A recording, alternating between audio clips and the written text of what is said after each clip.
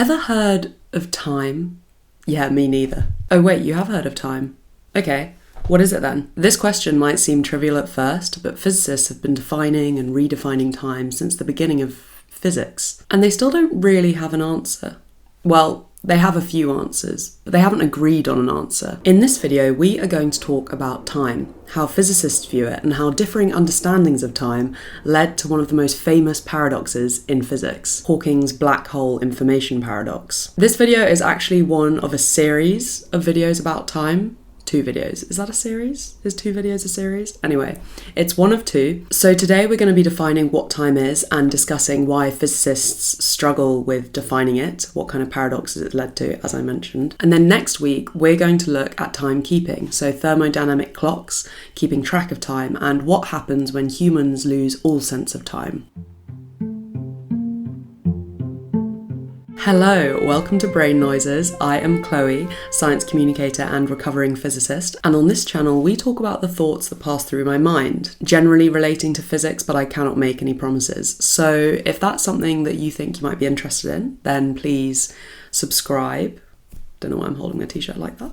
Please subscribe, leave a comment with your brain noises, and thanks for being here. Google describes time as the indefinite continued progress of existence and events in the past, present, and future regarded as a whole. To me, this definition reads as a bit of a bird's eye view. It's like one thing happens and then the next thing happens. And even as a Google definition, it's not totally upsetting in terms of physics, because it refers to progressing in an order of sorts, one thing after one another. And on a certain level, this is true. So time is the thing that stops everything happening at once. Astrid Eichhorn, a theoretical physicist, says the causal order of things is really what time is all about. This view of time allows things to lead to other things, and to me, that seems reasonable, that sort of makes sense. But we describe time in physics as a 4th dimension, and for a dimension, it feels a bit limited. Why can things only influence other things in one direction in time, but in multiple directions in 3 dimensions of space? This understanding of time says that you can go backwards and forwards in space, but only forwards in time. And so begins the problem. Time isn't like the other dimensions. In fact, it's such a troublemaker that some of our fundamental laws of physics don't quite agree with it. A lot of the time it gets interpreted differently and sometimes ignored altogether, depending on kind of what suits us and what physics we're dealing with. So most physical theories, from Isaac Newton's laws of motion to quantum mechanics, describe time as an independent variable, against which other things change, but it cannot be changed by anything else. And though, as I mentioned, this definition has its flaws, it did work for quite a long time, until Einstein's theories of relativity grabbed it by the throat somewhat. These theories of relativity describe time as a physical, dynamic thing fused with space to form space-time. Space being the fabric of the universe, which can be warped by motion and gravity. Einstein then said that all of time, all nows, past, present, and future, must exist simultaneously, and this is where it starts to get a bit upsetting. This idea is known as the block universe, and it's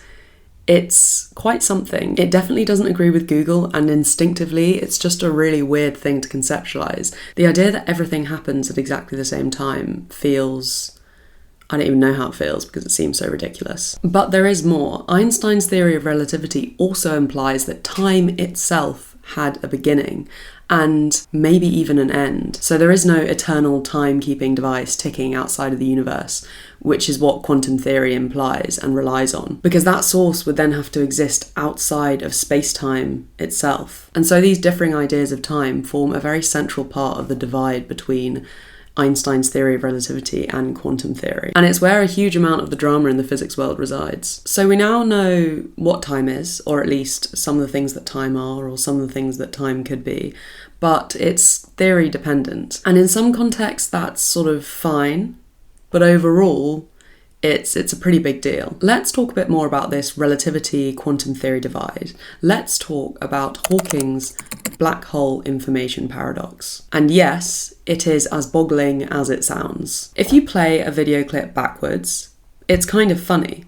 Although we don't know necessarily that it's being played backwards. It's very obvious to us, just intuitively, that it's being played backwards. And this intuition implies an understanding of past, present, and future. It implies an understanding of an order of things. And the fact video clips being played backwards look really weird to us implies that the process should only move in one direction, as I mentioned earlier. This idea of time only moving in one direction is known as time's arrow, and the laws of physics that underpin the world are symmetric in time, which means that they're reversible, so they should work just as well backwards as they do forwards. Almost half a century ago, Stephen Hawking made a wild discovery about black holes that implied, thanks to general relativity, that black holes break the fundamental time symmetry of physics, destroying information and preventing, even theoretically, the reversal of a sequence of events from future back to the past. And this is what is known as the black hole information paradox. It highlights a pretty important disconnect between general relativity and quantum theory, the two theories that I mentioned at the beginning of this video, the two theories that have very different ideas of time. A very common way that physicists illustrate this idea is by imagining a box divided by a membrane. On one side of the membrane you have oxygen gas, and on the other side you have nitrogen gas. If you were to remove the membrane, Brownian motion, so kind of random motion of the particles,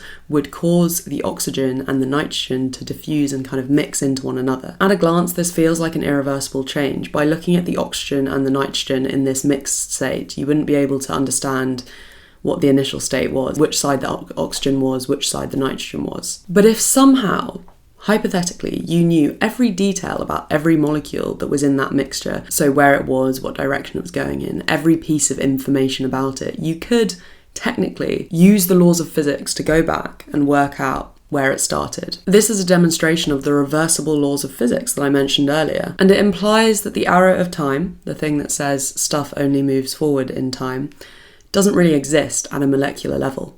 But we exist not at a molecular level. We're sort of living at a macro level. So the world for us is on a bigger scale. We don't really see the molecular details. In this membrane, oxygen, nitrogen picture, something that was developed as part of pretty fundamental thermodynamics theory in the 1800s. Time's arrow is a bit of a secondary thing, and in this context it's seen as subjective. But then when people started talking about black holes, it changed everything. The event horizon is the boundary inside which gravity is so strong that even light cannot escape the gravitational pull.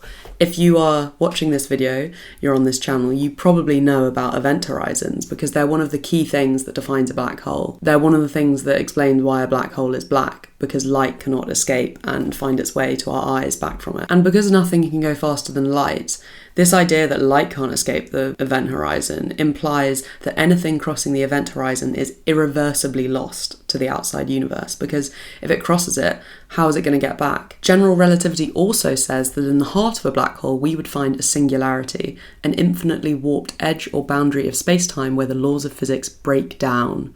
Matter that touches a singularity must disappear from space-time, and so any information encoded in that matter must also disappear with it. So if we're thinking about our molecules from earlier, information, as I mentioned, would be how fast it's going, where it is, stuff like that. So that information would be destroyed with the matter. And there lies the issue with black holes and time. The idea that information can be lost inside a black hole, never to be seen again, with no chance of coming back, really does mess with this irreversibility idea. Unlike the molecule analogy I mentioned earlier, stuff that is thrown into a black hole gets lost forever. If we throw something into a black hole, even if we had that hypothetical potential to know everything about it, we wouldn't be able to. The information would be lost forever upon touching the singularity. In a black hole, this loss is absolute and objective. It cannot be rewound. Sorry, I feel like the camera was shaking then because I was getting all dramatic. But it is quite dramatic, to be fair. And then it got even weirder in the 1970s when Hawking started talking about Hawking radiation. He said that black holes aren't actually totally black.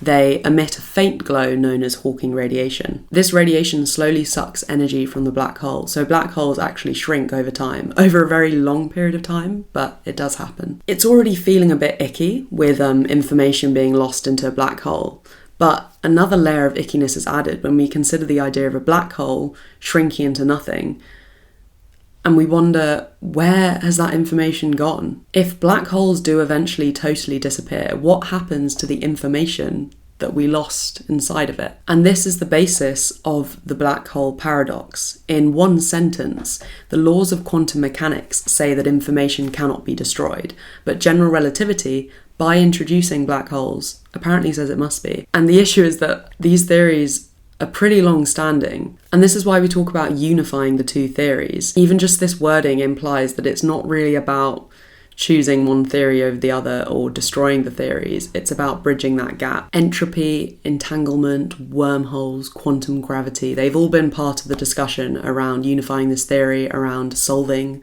the black hole information paradox, but we haven't quite got there yet. And it remains this difficult truth that also in turn means that our understanding of time isn't really there yet either. Earlier this year, Xavier-Caltech and his colleagues claimed to have solved the paradox by using quantum field theory to explore what happens when quantum mechanics and gravity interact at the edge of black holes.